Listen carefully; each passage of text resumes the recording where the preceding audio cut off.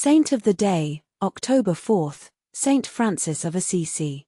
October 4th marks the feast of Saint Francis of Assisi, one of the most beloved and influential saints in the history of the Church. Born in Assisi, Italy, in either late 1181 or early 1182, Francis was the son of Pietro di Bernard I, a wealthy silk merchant, and his wife, Pica. Though baptized Giovanni, his father nicknamed him Francesco, reflecting both his affection for France and his hopes for his son's future in commerce. Francis grew up surrounded by privilege.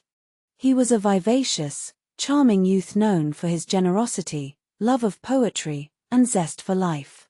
He dreamed of knighthood and adventure, often spending his father's money lavishly and leading a carefree existence among the sons of Assisi's elite. Yet even amid this comfort, Francis sensed a deeper call. A turning point came when he was confronted by a beggar in the marketplace.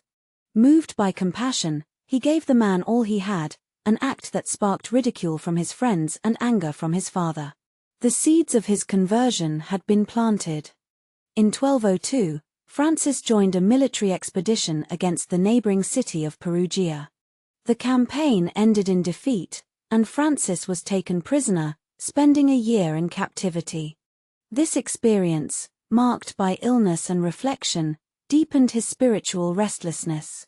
After his release, Francis sought purpose and joined the army of Walter III, Count of Brienne, but a mysterious vision on the road, a divine message calling him back to Assisi, compelled him to abandon his military ambitions.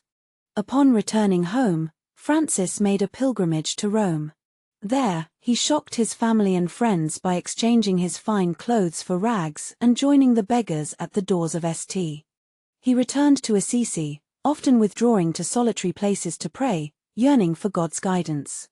The defining moment of his conversion came in the crumbling chapel of San Damiano, just outside Assisi. While praying before the icon of the crucified Christ, Francis heard a voice: "Francis, go and repair my church, which you can see is falling into ruins." Taking this command literally, Francis sold some of his father's goods to fund repairs to the chapel. This act of charity and obedience led to conflict with his father, who disowned him.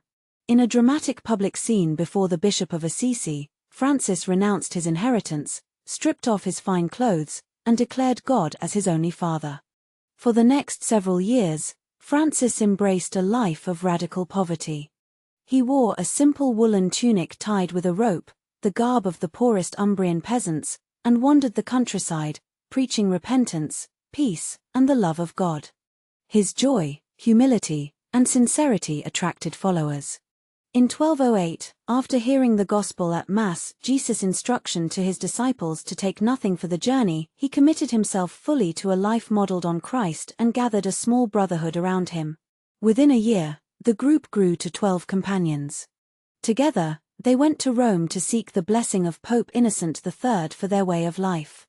The Pope, moved by a dream and by Francis's evident sanctity, granted his approval, and thus the Order of Friars Minor, or Franciscans, was born. Francis's love for Christ extended to all creation. He saw in every creature a reflection of God's goodness and preached to birds and animals as readily as to people.